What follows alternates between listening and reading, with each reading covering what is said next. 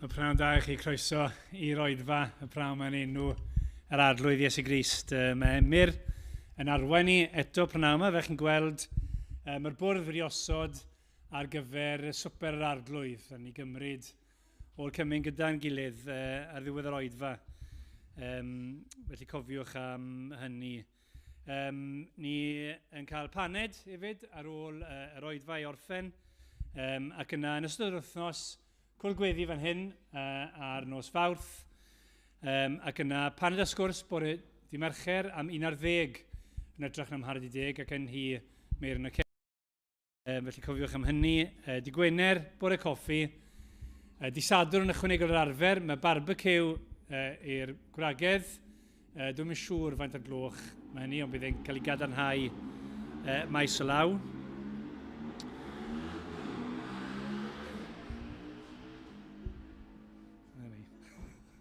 A ddim cystadlu gyda nhw. Hefyd, na wedi rhannu ar y WhatsApp, ond mae yr eglwys yn tabernacl Resolven.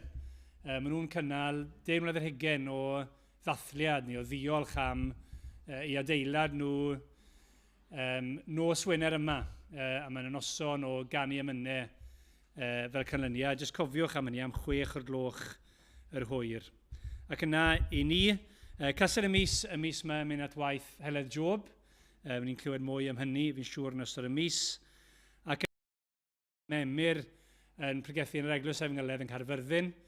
A wedyn mae Gwydion yn mynd i fod yn arwen ni, os dyw e'n mynd, yn y bore ar Prynhawn, a bydd yr oedfa yn y Prynhawn, bydd nifer o bobl gwahanol yn cymryd rhan yn yr oedfa honno. Dyna'r coeddiadau, yn ni gychwyn yn iawn trwy troi at Dduw mewn gweddi.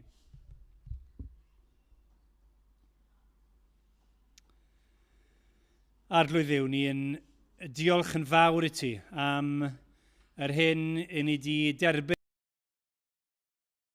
dy holl ddaioni di tuag ato ni.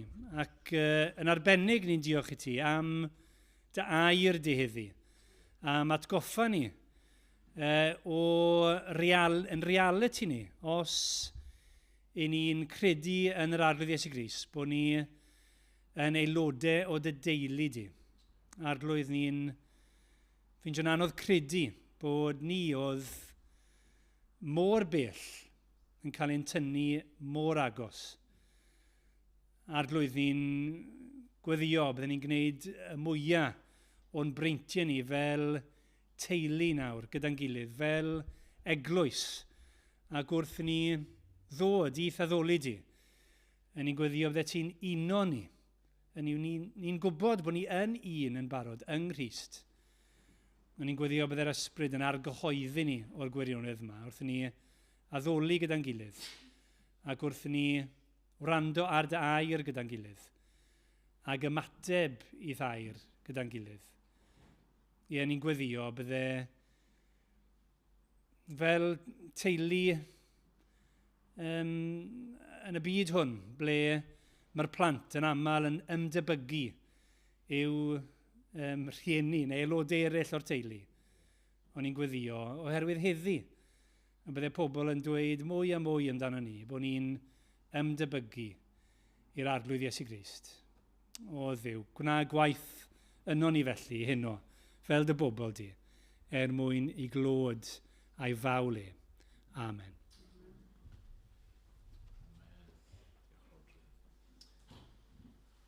Ni'n mynd i barhau i addoli trwy ganu rhif 26 yn yr atodiad. Ni'n dod ger bron Duw, ni'n geisio fe a ni'n gweddi ni i'w gweld y eglwys, brenin nefoedd, teml, ddeiarol Duw, canwyll, llygad i ti, a Duw Seion, gwyw, ac ymlaen. Nw'n ni sefyll i ganu dy'n gilydd.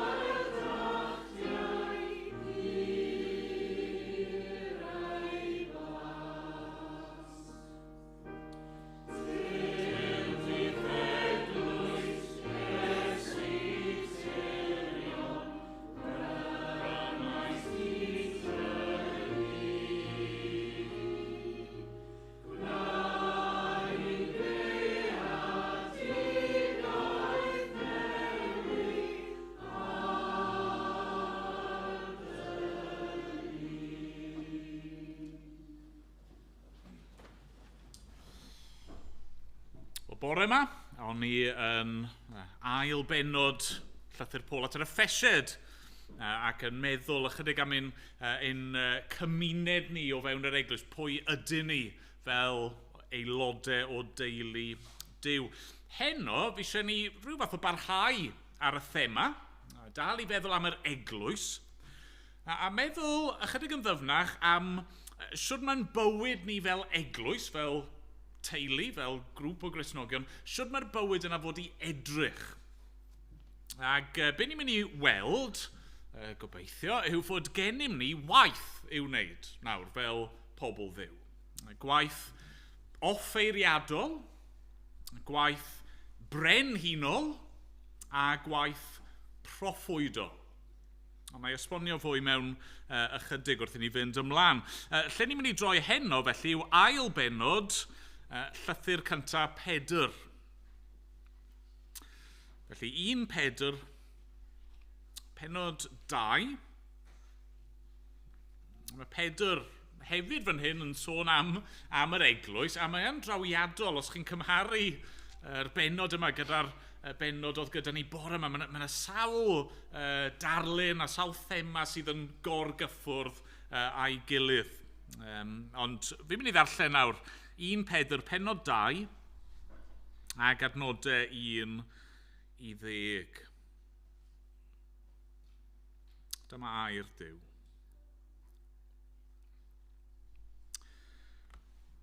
Ymaith gan hynny a phob drygioni, a phob twyll, a rhagrydd, a chenfigen, a phob siarad bychanus. Fel babanod newydd ei geni, blysiwch am laeth ysbrydol pur, mwyn i chwi drwyddo gynyddu i achawdwriaeth, os ydych wedi profi tirioneb yr arglwydd. Wrth ddod ato ef, y maen bywiol, gwrthodedig gan bobl, ond etholedig a chlodfawr gan Dduw, rydych chwythau hefyd, fel meini bywiol yn cael eich adeiladu, yn ysbrydol, i fod yn offeiriadaeth sanctaidd, mwyn offrymu a berthau ysbrydol, cymeradwy gan Dduw trwy Iesu Grist. Oherwydd mae'n sefyll yn yr ysgrythyr, wele fi yn gosod maen yn Seion, congolfaen, etholedig a chlodfawr, a'r hwn sy'n credu ynddo ni chywilyddir byth mohono. A mae ei glod gan hynny yn eiddo chwi y crydynwyr. Ond i'r anghredynwyr, y maen a wrthododd yr adeiladwyr, hwn a ddaeth yn faen y gongl, a hefyd maen tramgwydd a chraig rhwystyr. Maent yn tramgwyddo wrth anifeddhau i'r gair, dyma'r dynged a osodwyd iddynt. Ond, rydych chwi yn hil etholedig, yn offeiriadaeth frenhinol, yn genedl sanctaidd, yn bobl o'r eiddo Duw ei hun, i hysbysu gweithredoedd ardderchog, yr un a'ch galwodd chwi allan o dywyllwch yw ryfeddol o leini ef. A chwi gynt heb fod yn bobl, rydych yn awr yn bobl Dduw. A chwi gynt heb dderbyn trigaredd, rydych yn awr yn rhai a dderbyniodd trigaredd. Amen. Amen. Diolch i Dduw am ei ar. Gawn ni weddiod yn gilydd, nawn ni droi at Dduw mewn gweddi. O arglwydd ein Duw, i ni yn diolch i ti.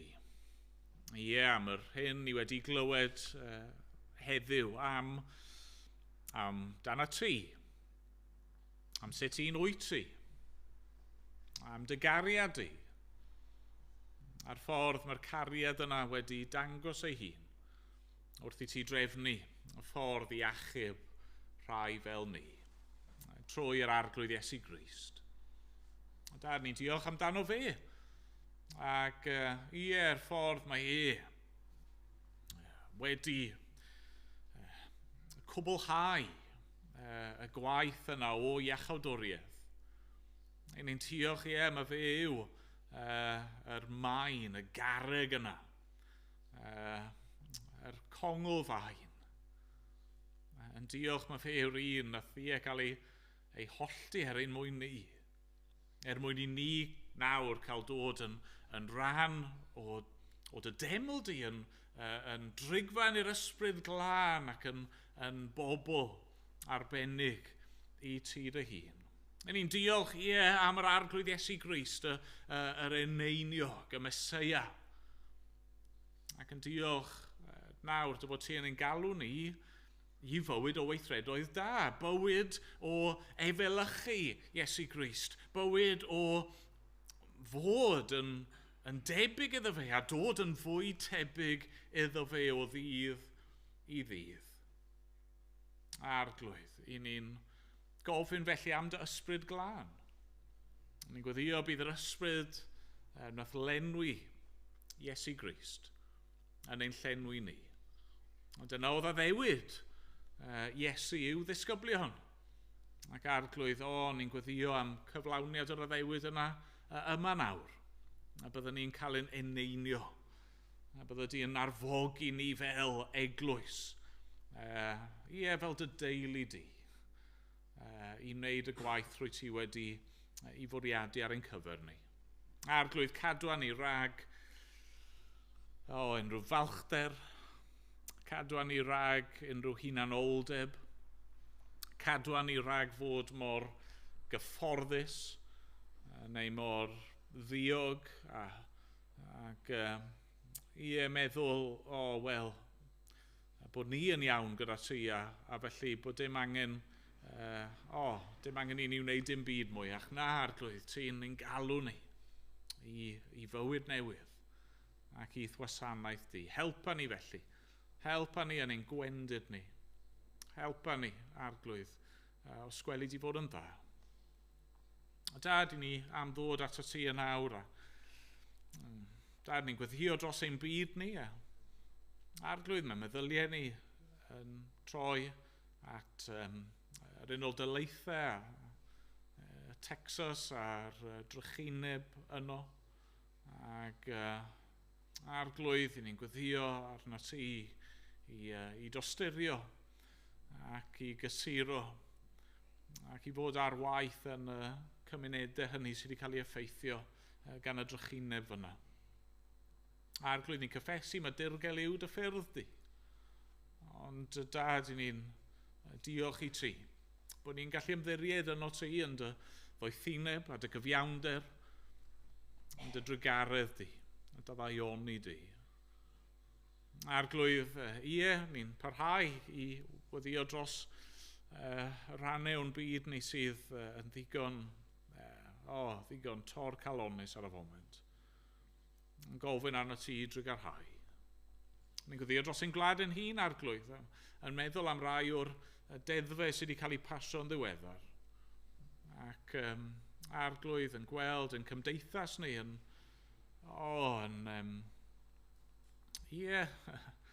ddim yn gweld mor wych ar y feddwl a sanctaidd a gwerthfawr o beth yw bywyd. Y bywyd rwy ti wedi roi. Arglwydd, helpa ni fel dy bobl.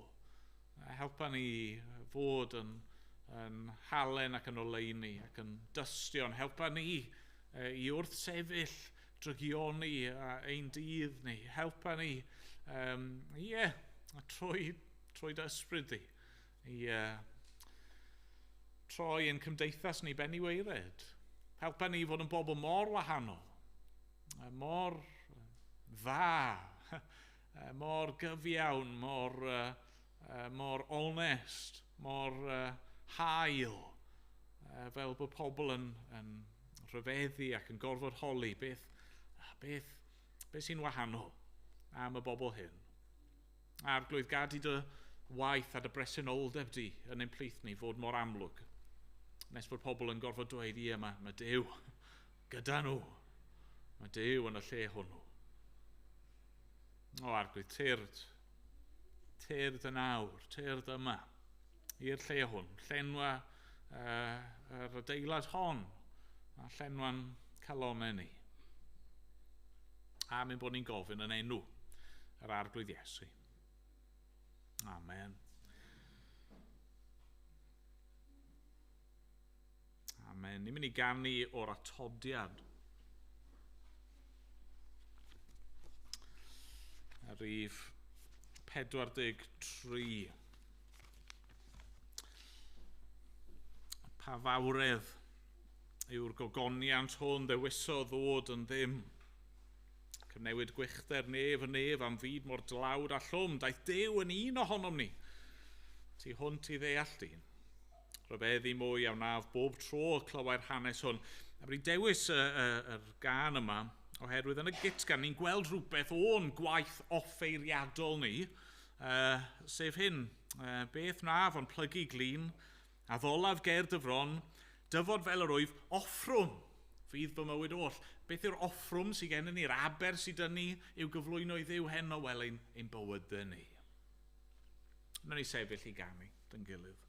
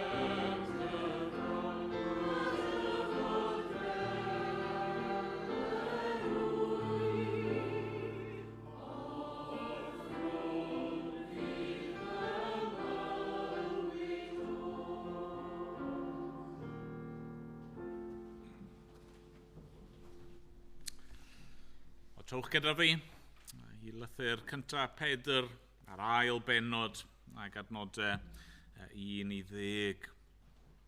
Glywon ni bore yma ein bod ni yn aelodau o deulu Duw. Trwy ffydd ein bod ni wedi cael ein symud o deyrnas y tywyllwch, o fod yn elynion, o fod yn bell, i fod nid yn unig yn agos at Dduw, ond yn wir i fod yn blant Duw. Ac wrth gwrs, dyna un o ryfeddodau a breintiau mawr y Cristion, y braint mabwysiad. Ond wrth gwrs, mae eisiau ni fod yn ofalus. I ni ddim fod i gymryd yr breintiau yma yn ysgafn neu'n ganiataol. Mae yna berygl yn does i ni fynd yn chymmu gyda'r arglwydd. Chymod, familiarity breeds contempt. O, fi'n blentyn i Dduw, a felly allai wneud beth bynnag fi moyn. Wel na, mae'n rhaid i ni gofio hefyd, mae'r unig ffordd i ni'n gallu cael perthynas gyda'r tad, yr unig ffordd i ni'n gallu bod yn iawn gyda Duw a nesau at Dduw yw trwy cyfryngwr. Dyw hynny ddim yn newid. Bod ni wedi cael ein mabwysiadu, i ni wastad angen cyfryngwr, mediator rhwng o ni a Duw, sef yr arglwydd Iesu Grist. A ni'n mynd i weld hynny'n dod allan heno. Yn yr Hen Testament, bydd llawer ohonoch chi'n gwybod hyn, oedd yna 3 swydd cyfryngol fawr. Oedd yna 3 rôl, pobl oedd yn cael eu llenwi ar ysbryd glân, mwyn cyflawni gwaith ar ran y bobl. A'r term ar gyfer y math yno o bobl oedd bod nhw'n Meseia, bod nhw'n Grist, bod nhw'n eneiniog wedi llenwi ar ysbryd. A'r 3 rôl yma oedd yr offeiriaid, y brenhinoedd a'r proffwydi. Ac yn yr arglwydd Iesu Grist, ni'n gweld cyflawniad y 3 swyddogaeth yna. Fe yw ein offeiriad, fe yw ein brenin, fe yw ein proffwyd, fe yw ein cyfryngwr ni. Ond oherwydd hynny, oherwydd pwy yw a'r hyn mae wedi wneud, dyw e ddim yn sioc i ni ddarllen a deall bod yr eglwys nawr fod i adlewyrchu hynny. Yn ein gwaith ni, yn ein rôl ni, i ni'n adlewyrchu y swyddogaethau yna mae Crist yn ei cyflawni. A dyna fi eisiau ni feddwl am ychydig heno. Be mae'n bywyd ni fel eglwys, sio mae fod i edrych? Pa rôl a gwaith sydd gennym ni i'w wneud? A sio ni'n adlewyrchu gwaith Crist yn hyn?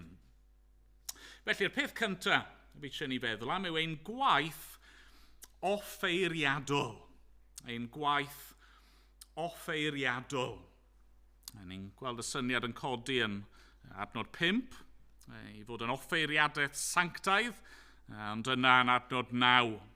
Rydych chi yn hil etholedig, yn offeiriadaeth frenhinol, yn genedl sanctaidd, yn bobl o'r eiddo Duw ei hun, i hysbysu gweithredoedd ardderchog, yr un a'ch galwodd chwi allan o dywyllwch, yw ryfeddol o leini ef. A fan hyn, i ni'n troi'n golwg fel petai lan at Dduw. Pwy oedd yr offeiriad?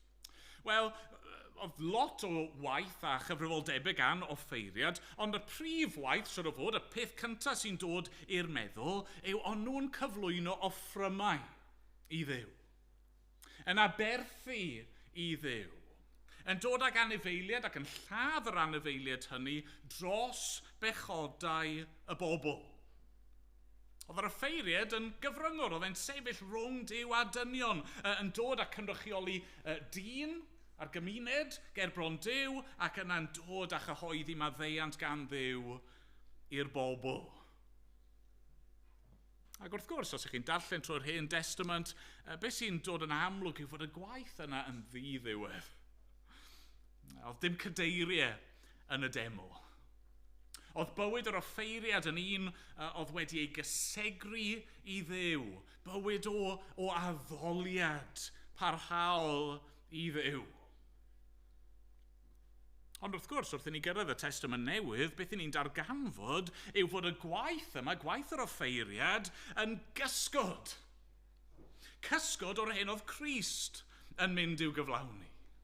Yn yw Crist yr arch offeiriad mawr oedd y bobl wedi bod yn disgwyl amdano fe ac yn deheu amdano fe, a Crist ei hun yw'r aberth yn ein lle ni. Mae Pedr yn sôn ychydig am hyn yn y bennod gyntaf. Pennod 1, adnod 18. Gwyddwch na llygradwy, arian neu air, y prynwyd i chwi ryddid, oddi wrth yr ymarweddiad ofer a etifeddwyd gennych, ond a gwaed gwerthfawr un oedd fel oen, di fai a di nam, sef Crist. Mae Crist yn dod ac unwaith ac am byth, trwy ei aberth, perffaith, cyflawn ar y groes, mae'n gwneud iawn am ein pechod ni ac yn ein cymodi ni gyda Duw. Darlun oedd yn dod i'r meddwl, chi wedi bod ar y trath o'r blaen gyda plentyn a trial palu twll. Chi'n trial creu twll efo'r plentyn. A beth sy'n digwydd? Wel, maen nhw'n dechrau, ond yna, wrth iddyn nhw drial wneud y twll, maen nhw'n llwyddo gael fwy o dywod i gwmpo mewn na maen nhw'n tynnu mas. A wedyn mae'r twll yn dechrau mynd lawr chydig bach, a wedyn maen nhw'n sefyll rhywle, mae fwy o dywod yn tasgu. Mae jyst yn ddiddiwedd, yn dydy? Chymod, dwi ddim yn mynd i unrhyw. A mewn ffordd, dyna oedd offeiriad yr Hen Testament. Ond nhw yno, dydd ar ôl dydd, blwyddyn ar ôl blwyddyn, yn aberthu, ond oedd ei pechod ei hun yn rwystyr. Oedd y twll byth yn ymddangos fel petai, oedd y pechod byth yn cael ei glirio. Ond yna mae Crist yn dod. Mae gan Crist, JCB, y digger yma'n dod, ac yn cymryd ein pechod ni i ffwrdd, yn gyfan gwbl. Ond nawr, i ni fel ei bobl i ni fel aelodau o'i deulu rydyn ni fel rhai sydd wedi derbyn o'i ysbryd yn cael ein galw yn offeiriaid. Mae gan bob Cristion ran yn yr offeiriadaeth yma.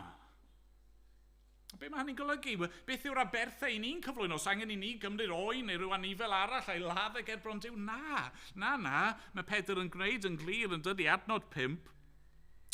Yn offeiriadaeth sanctaidd mwyn offrymu aberthau ysbrydol cymeradwy gan Dduw trwy Iesu Grist. Beth yw'r aberthau ysbrydol yma? Wel, ni wedi canu amdano nhw.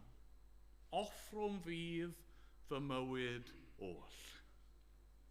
I ni nawr fel offeiriaid yn cyflwyno ein bywydau ni i Dduw. Dyna'n gwaith ni fel eglwys.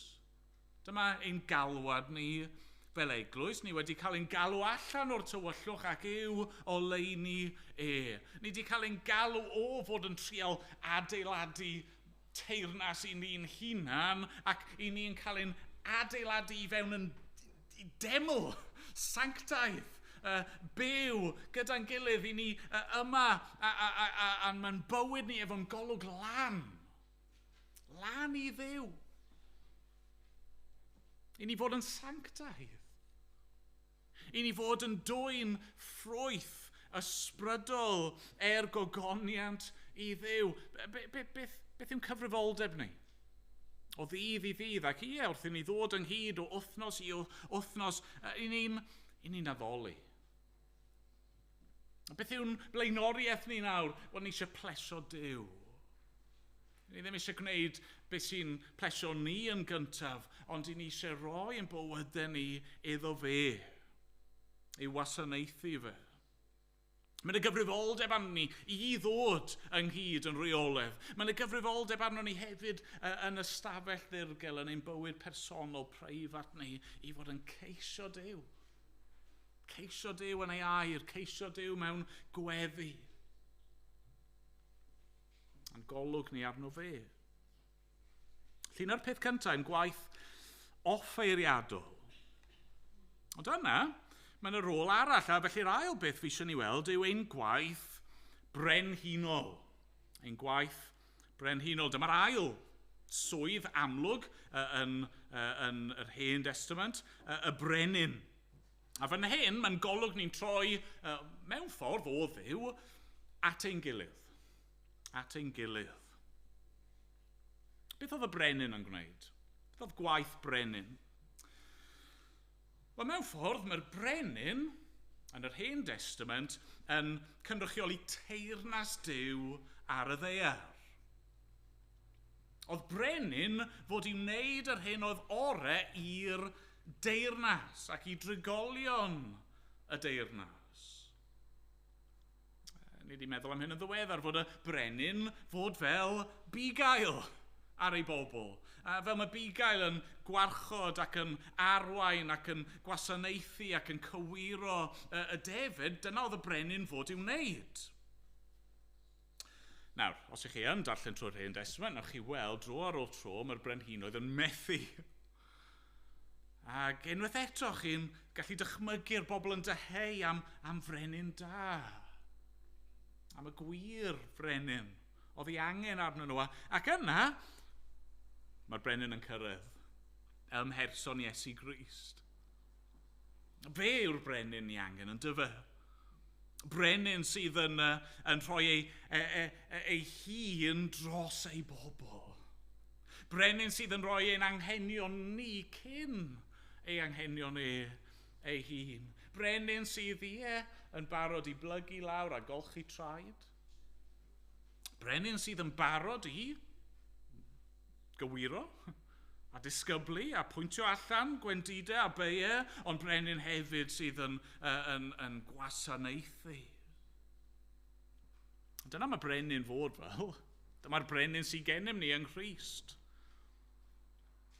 Mae gennym ni ddarlun hyfryd o hyn yn does fel Cymru yn ein chwedloniaeth ni. Mae dyn ni gymeriad o'r enw Bendigeidfran. Brenin cawr o ddyn yn y stori. A chi'n cofio'r hanes, be mae e'n gwneud? Mae'n gorwedd lawr. Mwyn i'w bobl allu croesi'r afon drosto fe. Mae hwnna'n ddarlun hyfryd yn dydy. Be mae brenin go iawn fod i wneud? Wel, roi ei hun dros y bobl. A dyna mae Crist wedi wneud drosto ni, ond chi'n gweld unwaith eto nawr. Gan bod ni'n bobl iddo fe, a wedi derbyn o'i ysbryd gan bod ni nawr wedi ein eneinio ganddo fe,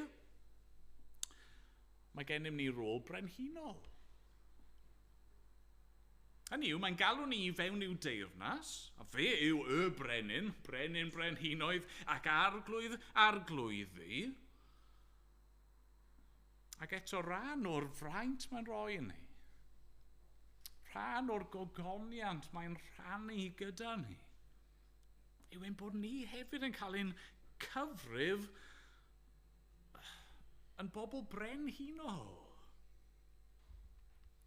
Nawr, mae'n swnio'n rhy dda i fod yn wir, ac eto, dylsa fe ddim fod yn sioc, achos chi'n gwybod, chi'n troi nôl i lyfr Genesis. Chi'n edrych ar hanes y creu. A'r ffordd mae Duw yn creu y ddynoliaeth ar ei lun a'i ddelw, a mae'r iaith yna yn iaith frenhinol.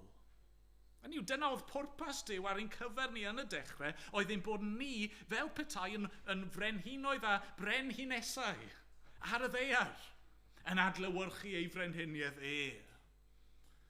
Os allai ddyfynu C.S. Lewis, Kings and Queens of Narnia, once a king or queen of Narnia, always a king or queen. A na'r syniad yn yw bod ni yn teyrnasu o dan ei deyrnasiad ar y ddaear. A felly be mae Crist wedi dod i wneud, mae wedi dod i hadfer hynny.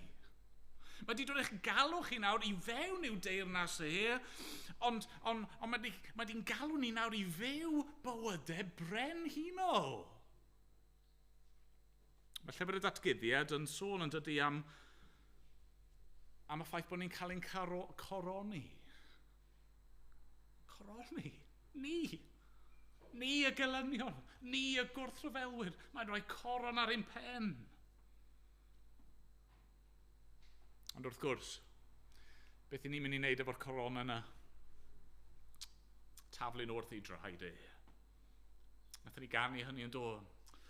Nef waredigion bwriant ei coronau, yn oelaidd wrth ei draed. Os ych chi'n Gristion, chi wedi cael eich galw i fywyd brenhinol, bywyd o urddas.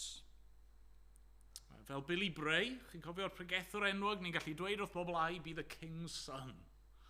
Dyna pwy i ni. Ond be mae hynny'n golygu? Wel, yn ymarferol, mae'n golygu byw fel y brenin. Y brenin Iesu. A gwasanaethu. Ond dyfa, mae Pedr yn dweud yn dydy ar dechrau'r benod yma.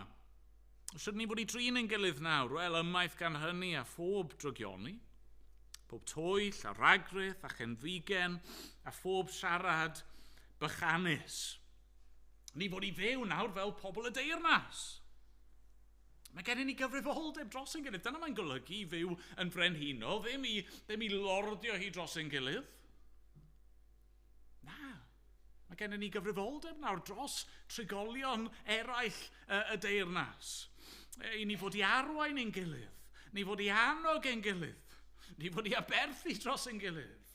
Ni fod i gyfarch ein gilydd gyda emynau a salmau a chaniadau ysbrydol. Ni fod i gyfarch ein gilydd gyda gair Crist. Ni fod i gywiro'n gilydd a chysuro'n gilydd a phob dim arall dros ein gilydd. Mae yna waith brenhinol. Mi eisiau ni fod yn edrych yn gyntaf at Dduw. Mi eisiau ni yna fod yn edrych at ein gilydd fel teulu. Ond dyna mae'n un rôl arall. Ein gwaith proffwydol. Ein gwaith proffwydol. Ni wedi edrych lan, ni wedi edrych o'n cwmpas. Nawr, fel petai ni'n edrych allan. Edrych allan. Gyda chi ddarllen yr adnod na to, adnod na. Chwi yn hil etholedig, yn offeiriadaeth frenhinol, yn genedl sanctaidd, yn bobl o'r eiddo Duw ei hun.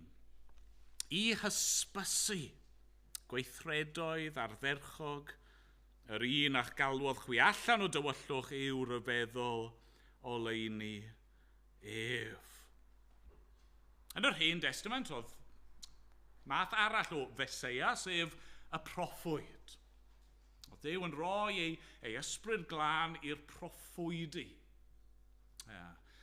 Weithiau, mae proffwydoliaeth yn cyfeirio at y dyfodol, dweud rhywbeth sydd yn mynd i ddigwydd, ond yn bennaf, ystyr proffwydoliaeth yw dod â gair gan Dduw.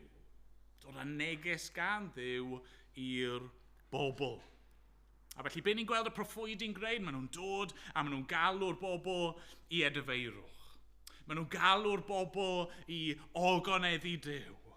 Maen nhw'n galw'r bobl o'i drygioni, o'i pechod, yn galw arnyn nhw i ddychwelyd at Dduw. Nawr unwaith eto, Crist yw y proffwyd. Crist yw ein proffwyd.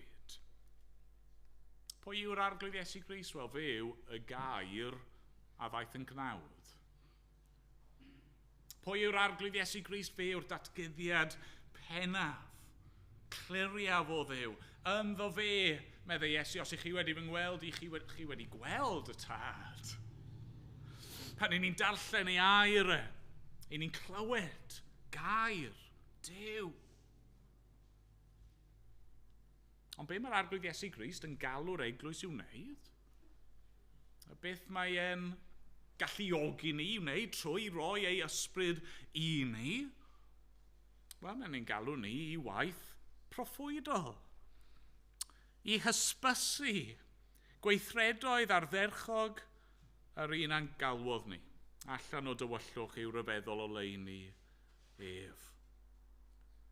Hysbysu ei bwy? Wel, ni'n gallu moli Duw, ni'n gallu canu mawl i Dduw am y pethau gwych mae wedi wneud. Mae hynny'n bwysig. A ni'n gallu hysbysu'n gilydd ac atgoffa'n gilydd ac annog ein gilydd am yr pethau mawr mae Duw wedi wneud.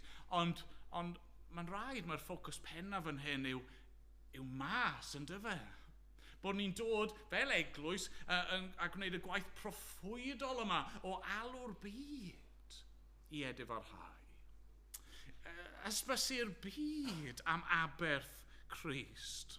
Dweud wrth y byd am ei fywyd ryfeddol a'i farwolaeth iawnol a'i atgyfodiad buddugoliaethus a phob peth arall mae wedi wneud a wedi ei ennill drosto ni.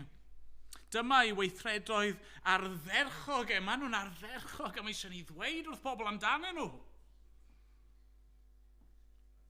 Os ni'n ffindo rhywbeth wir yn wych, chi eisiau siarad amdano fe, ynddi chi? Chi eisiau rannu gyda rhywun arall, chi'n barod. Mae rai pobl, dyn nhw jyst ddim yn cael pennau am rhywbeth. Mae gallu mynd ar eich nerfau chi weithiau, ond o le chi'n gwybod, maen nhw wrth ei bodd gyda'r peth yna, neu'r maes yna. Wel, faint yn fwy dylsyn ni fel eglwys broffwydol wedi'n llenwi a ysbryd Crist fod yn hysbysu'r byd yma. A'n gwlad ni, a'n dinas ni, a'n cymuned ni am yr hyn mae wedi wneud trosto ni.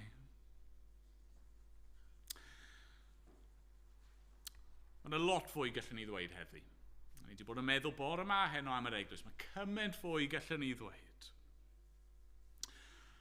Ond mae hyn yn rhan clir o'n galwad ni yn dydy fel eglwys. Beth i ni yma i'w wneud?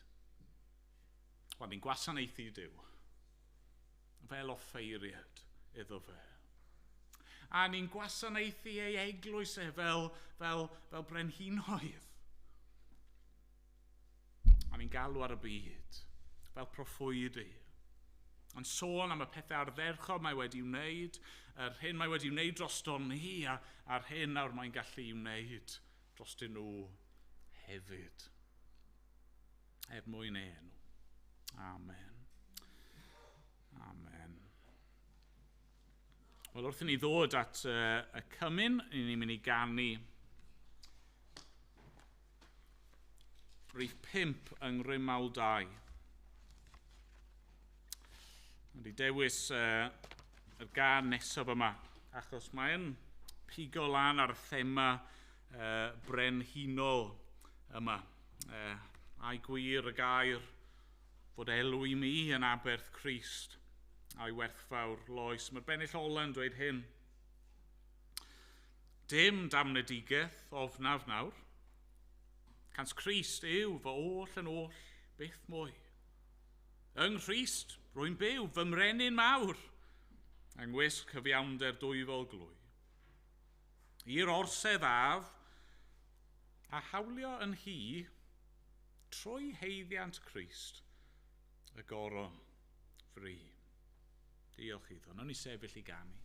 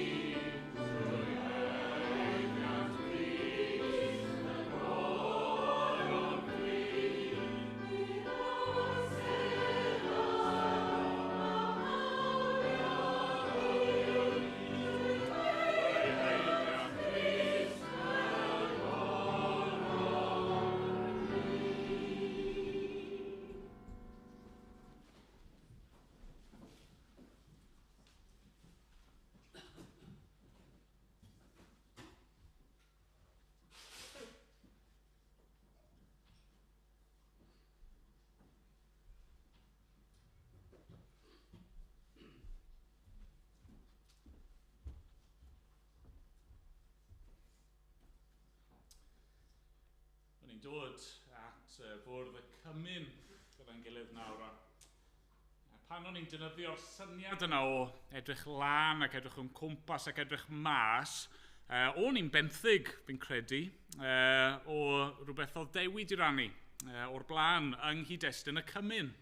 Fi ddim yn cofio fe'n union nawr, ond oedd e'n, am siŵr bod e wedi benthyg gan rhywun arall fyd, ond y syniad yma yn y cymyn, bod ni'n edrych lan a Dduw mewn addoliad ac yn edrych nôl ar yr hyn mae Cris wedi wneud ac yn edrych mewn i'n calon ni'n hun, yn edrych o'n cwmpas fel pobl, fel teulu, ac yn edrych ymlaen hefyd yn dyfat ail ddyfodiad Crist.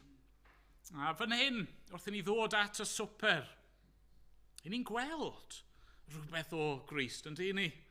I ni'n gweld yr archoffeiriad. Oedd yn barod i nid yn unig cynnig aberth, ond i gynnig ei hun yn aberth.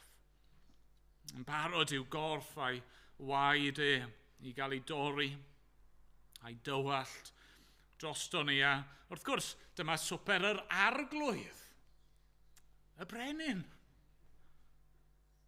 A dyma mae yn ei roi, mwyn i ni gael dod yn rhan o'i deyrnas ac mae'r swper yma'n cyhoeddi rhywbeth. Mae'n elfen broffwydol yn does, mae'n cyhoeddi marwolaeth yr arglwydd hyd nes y daw. Felly heno wrth i ni ddod, wrth i ni drwy ffydd, fwydo ar yr arglwydd Iesu Grist, wrth i ni bwyso arno fe a derbyn o'i ysbryd I ni'n cael yn erthu hefyd i wneud y gwaith yna yn dyfeu.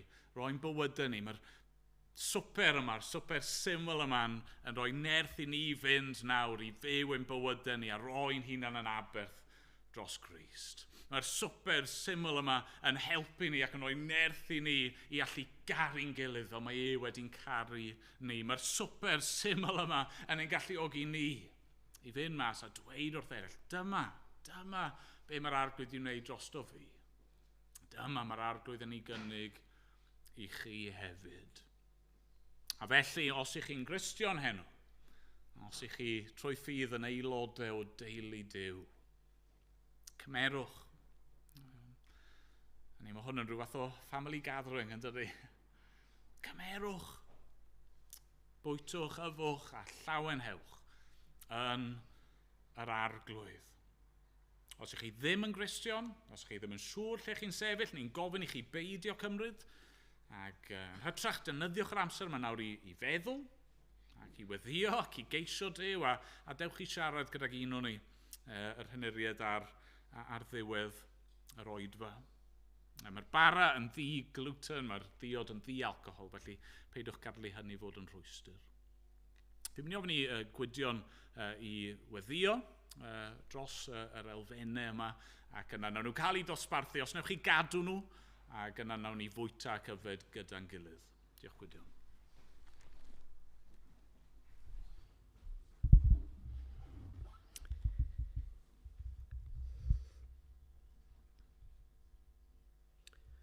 O Dduwyn Tad, i ni'n diolch i ti bod ni'n gallu ymdywelu nawr a ystyried yr hyn wnaeth yr arglwydd Iesu Grist drosto ni. I ni'n diolch iddo fe i wacau ei hun o bob gogoniant a dod i'r ddeiar yma fel dyn ac eto yn Dduw, yn gwybod y byddai'n cael ei wrthod gan ei bobl ei hun. Y byddai fe'n gorfod gwynebu amserau, anodd, caled, temtiadau. Geto dde fe ddod a dorostwng ei hunan o'i wirfodd, oherwydd ei gariad at y ti, ei gariad ato ni. O arglwydd helpa ni ystyried nawr wrth ni gymryd y bara, wrth ni yfed y gwyn i gofio iddo fe fynd i'r groes ac iddo fe ddioddef. Iddo fe ddioddef dy gyfiawn lyd di, y cosb yn rhoi'n dde ni neu heiddi yn cael ei roi arno fe. Ni ddim yn gallu deall dyfnder ei ddioddefaint ar y groes. Nid y dyfnder corfforol, ond y dyfnder ysbrydol o dderbyn pechodau, y fy mhechodau i, a phechodau bob un o'r byd, arno fe ei hun.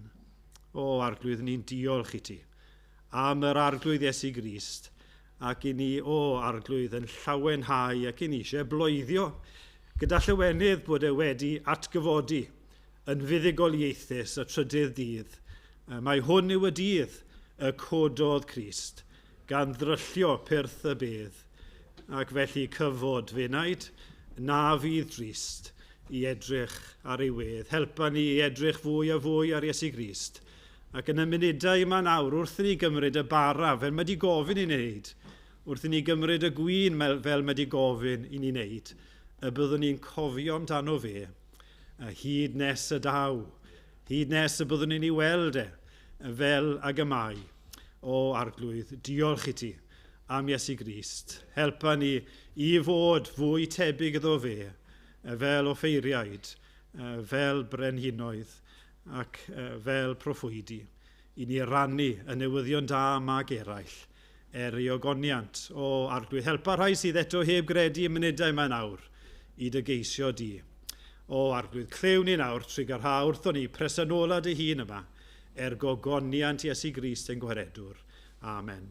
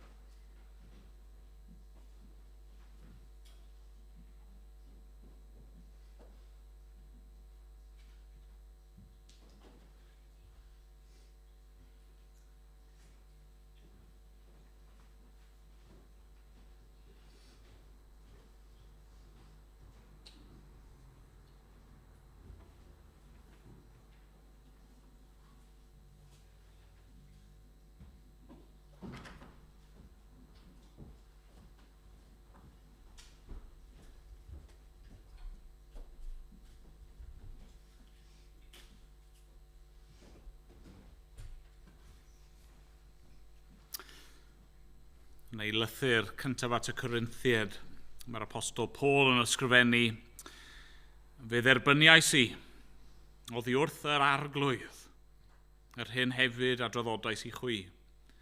I'r arglwydd Iesu, y nos y brydychwyd ef gymryd bara. Ac wedi ddod diolch fe'i torodd, a dweud hwn yw fy nghorff, sydd erych mwyn chwi. Gwnewch hyn cof amdanaf. Gwch ni fwyta gyda'n gilydd.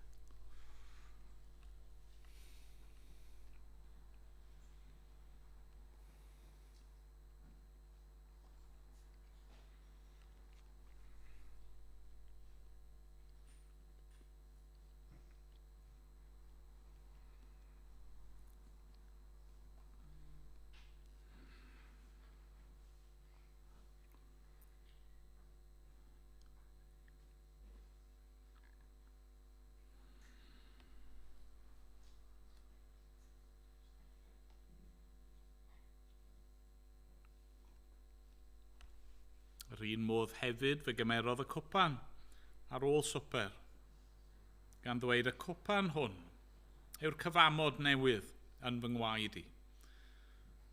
Gnewch hyn bob tro ar y bwchef, cof amdanaf. Oherwydd bob tro byddwch yn bwyta'r bara hwn ac yn yfed y cwpan hwn, yr ydych yn cyhoeddi marwolaeth yr arglwydd, hyd nes y daw. Gadewch i ni yfed.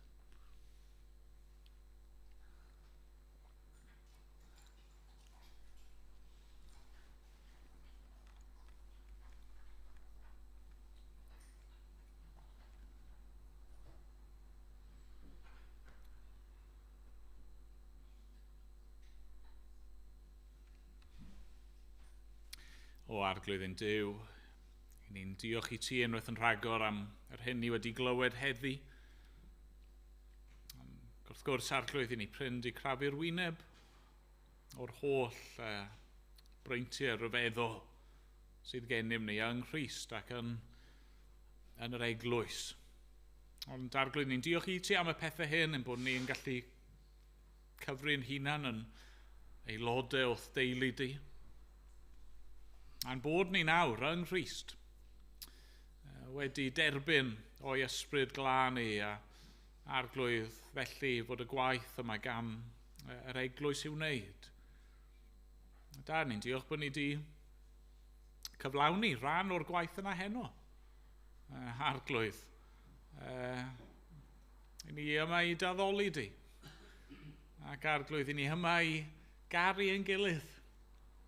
Ac trwy ein canu a'n gweddi a'r bregeth ac nawr trwy'r cymyn rydyn ni wedi bod yn cyhoeddi dy weithredoedd ardderchog di ac yn cyhoeddi marwolaeth Crist a'i atgyfodiad a'i ailddyfodiad O arglwydd, a wneud i roi dy lawd i arno ni, ein nerthu ni a'n bendithio ni, a dod â ffrwyth i'n llafur ni fel dy bobl os gweli di fod yn dda. Diolch i ti am y groes. Diolch am aberth Crist. Diolch fod gennym ni frenin. Diolch fod gennym ni dair. Arglwydd, derbyn ein mawl a'n diolch. Yn enw y Meseia Iesu. Amen. Amen. Ni'n mynd i ganu i orffen. A'r gan yma'n cyfeirio at ein gwaith proffwydol ni, rhif 14 yn yr atodiad. Dy farwolaeth a gyhoeddwn. Gyda'n gilydd fethfolianwn, yn lle cofio ein holl beiau, ei anghofio am wneud stithau. Chwilio nenau ein calonau, fe gyffeson ein pechodau, a derbynion y gwahoddiad i gael gwledda ar dy gariad. Ac ymlaen, nhw'n i sefyll i ganu gyda'n gilydd.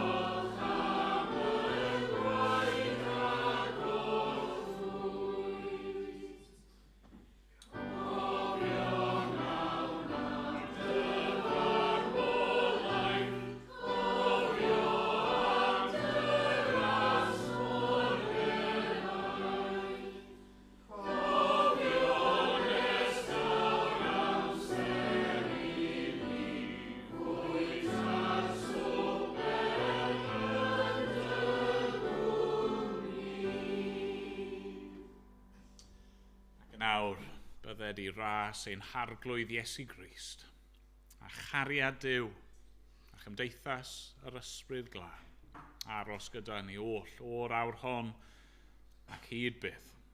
Amen.